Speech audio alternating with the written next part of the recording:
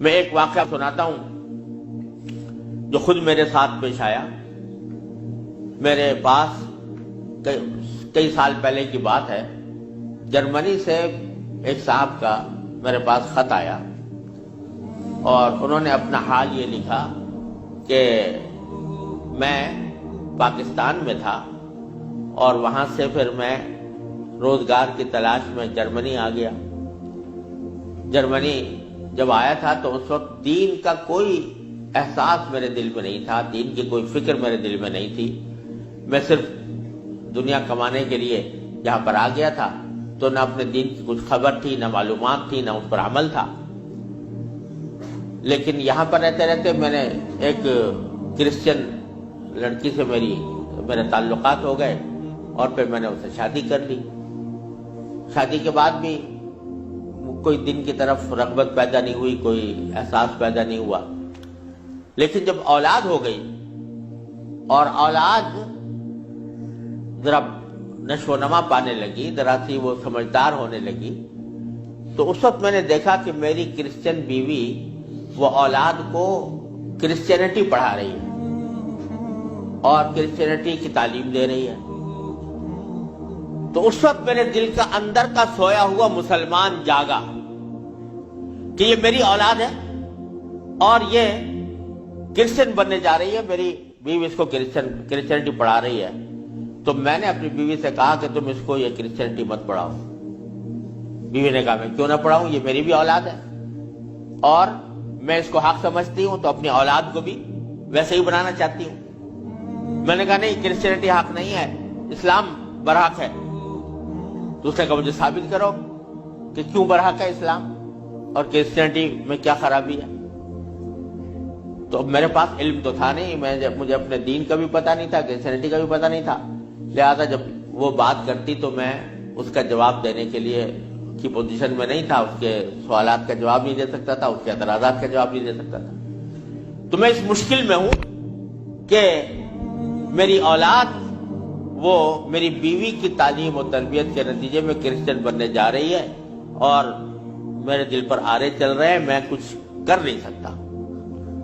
تو آپ مجھے کوئی طریقہ بتائیے. یہ خط میرے پاس آیا تو میں نے اللہ تبارک و تعالیٰ سے دعا کی کہ اللہ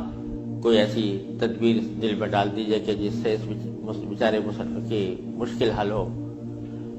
تو میں نے اس کو لکھا کہ ایک تو میری کتاب ہے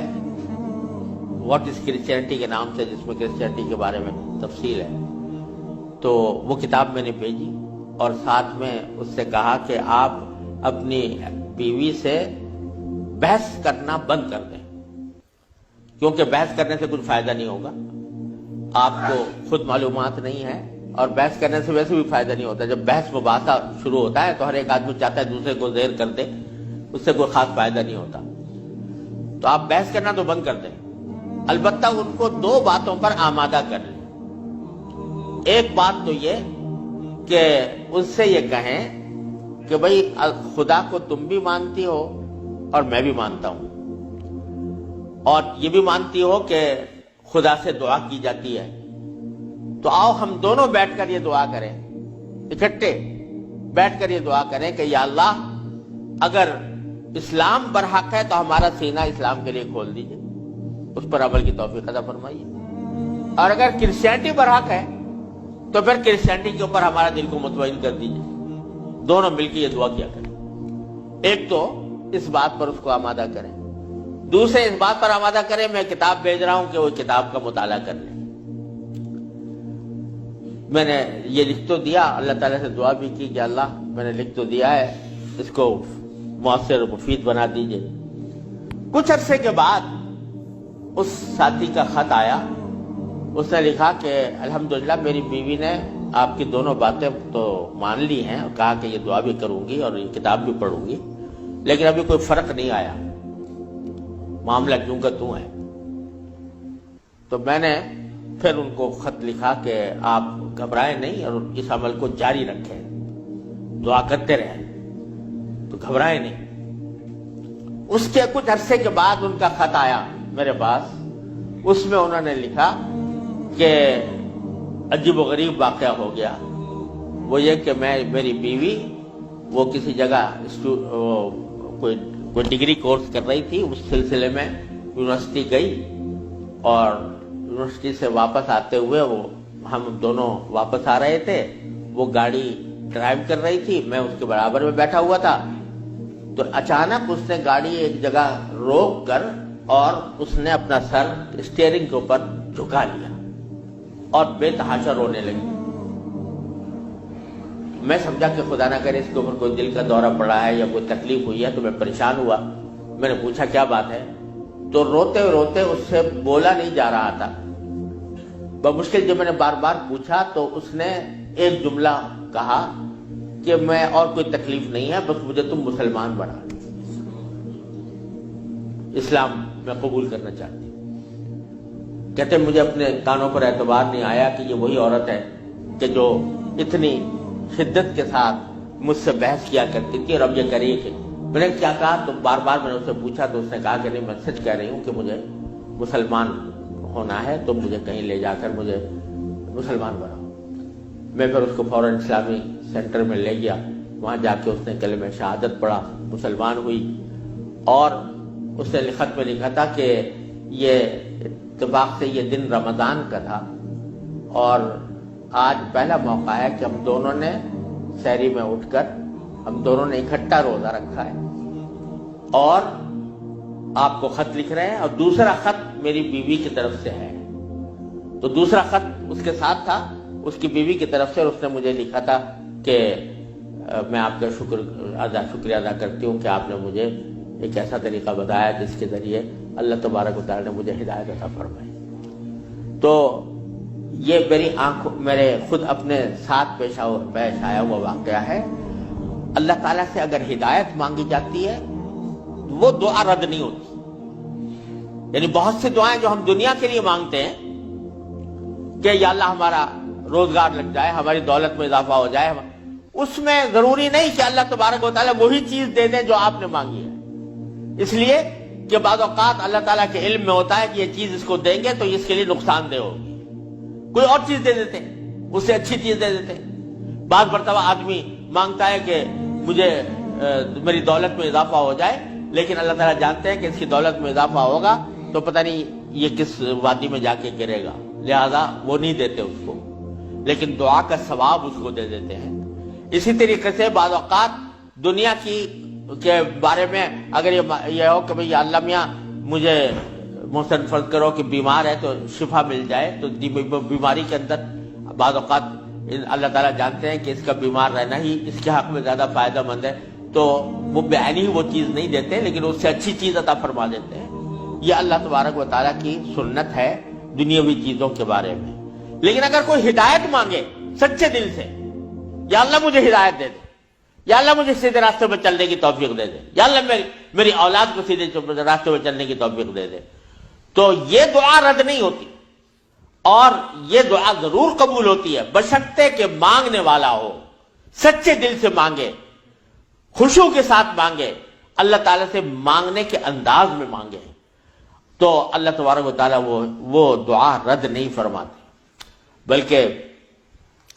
میرے شیخ حضرت عارفی رحمۃ اللہ علیہ فرمایا کرتے تھے کہ اپنے اللہ میاں سے جب کوئی مانگو تو مچل کر مانگا کرو، یعنی اپنے اللہ میاں سے باتیں کیا کرو، کہہ دیا کرو یا اللہ یا تو مجھے ہدایت دے دیجئے ورنہ آخرت میں مجھ سے مواخذہ نہ فرمائیے گا، یا تو مجھے ہدایت دے دیجئے، گناہوں سے بچا لیجئے، اپنی نافرمانیوں سے بچا لیجئے، یا پھر آخرت میں میری گرفت نہ فرمائیے گا۔ تو بندہ جب اس طرح مانگتا ہے تو اللہ تبارک و تعالیٰ ضرور عطا فرماتا ہے، ہدایت ملتی ہے، اور ساتھ ساتھ یہ کہ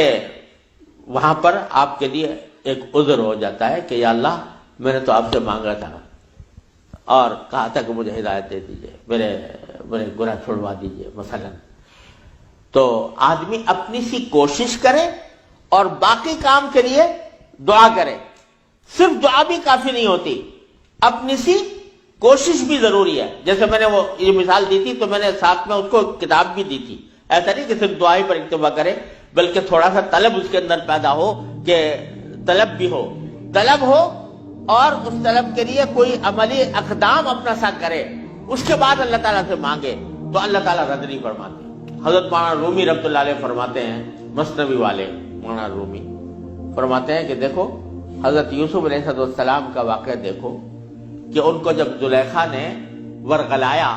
گناہ کے اوپر آمادہ کرنے کی کوشش کی، تو قرآن کریم میں ہے کہ اس سے پہلے اس نے سارے دروازوں پر تالے ڈال دیے تھے، غلقت الابواب، سارے دروازوں پر تالے ڈال دیے تھے، اور پھر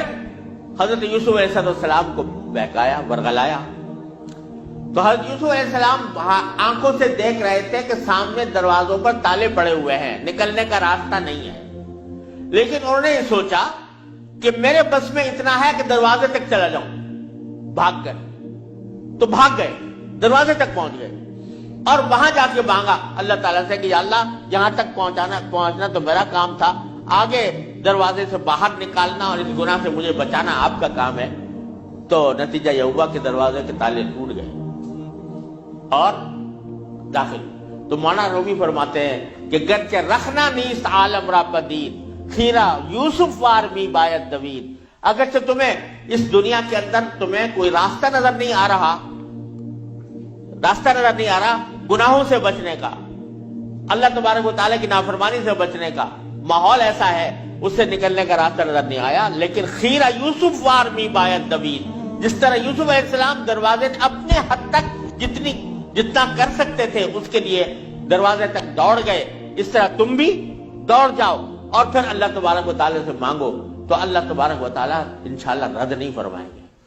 اس لیے میں عرض کرتا ہوں کہ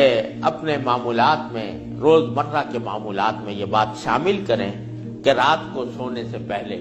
اللہ تبارک و تعالیٰ کی بارگاہ میں اپنی بھی اور اپنی اولاد کی بھی، اپنے گھر والوں کی بھی ہدایت کی دعا فرمائیں۔ اللہ یا اللہ اپنے رحمت سے ہم چاہتے ہیں کہ ایسا کریں، اپنی طرف سے کوشش بھی کر رہے ہیں، یا اللہ اپنے فضل و کرم سے اپنے رحمت سے اس کوشش کو کامیاب بنا دیجئے